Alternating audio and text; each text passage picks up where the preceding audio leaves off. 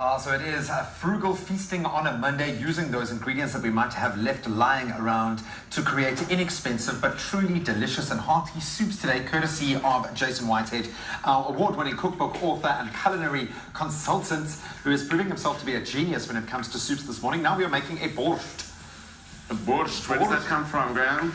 Well, there is a debate raging on at the moment, and I think a couple of cultures wanting to claim it as their own, but it obviously has traditional kind of connections to Russia, to the Ukraine. Polish people now also claiming that it's theirs. There must be something really awesome about the soup that it's making it so coveted. Well, I won't lie. The first time I tried it was when I was living in the UK, and it was made for me by my Polish bartender, and it wasn't so great. So this has been adapted and a lot nicer. And beetroot is so good for you, you actually got to include it in your diet. Completely. So here we've got onion, garlic, carrots, sauteing in some olive oil and butter. Okay. Then we're going to add our round about 8 beetroots that's been peeled and quartered. Okay. Preferably organic. All right. And some of our sweet potato.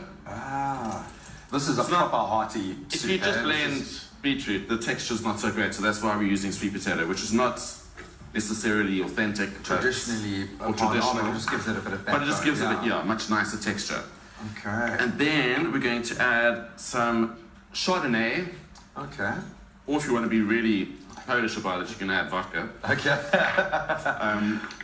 And we're going to bring that to the boil. To add a bit of acidity and a bit of zing, but we are cooking off the alcohol. I promise you, I can smell it coming off right now. Yeah, I can smell it and feel it. Some thyme, some bay leaves.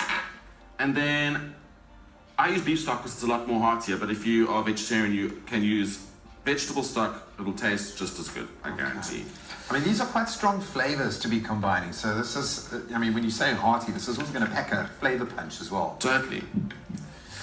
And then you top it off with some creme fraiche, which just brightens it up a little bit. So we're going to bring that to the boil and cook that for about 20 minutes to half an hour until the beetroot and the potatoes are nice and soft.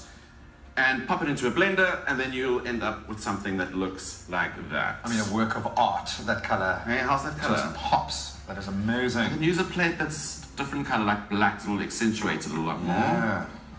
And this is nice. If you really want to soup up your soup, you know, so many people looking for interesting entrees or a way of really kind of showing creativity to your guests. Something like a soup really can inspire. I love it. The keyword here is dinner to 33728. Dinner to 33728. And then we're going to round this off. And then if you want to be fancy pants and impress your guests, we're going to do a little twirl of sour cream. Just get a squeezy bottle. You go around like so.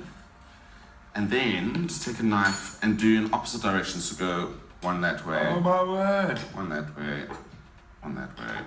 Oh, you're giving away some of your trade secrets here, man.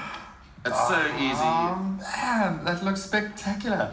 And you end up with a little pattern like that. How did he do it? Oh, the keyword here again is dinner to 33728, and we will send you the ingredients list, slightly adapted ingredients list for your own traditional borscht. For you. Oh, I don't want to ruin this. Actually, we're going to Instagram this before I take a sip. That's beautiful, man. Oh, thanks, Graham. Well, we are still with Dr. E.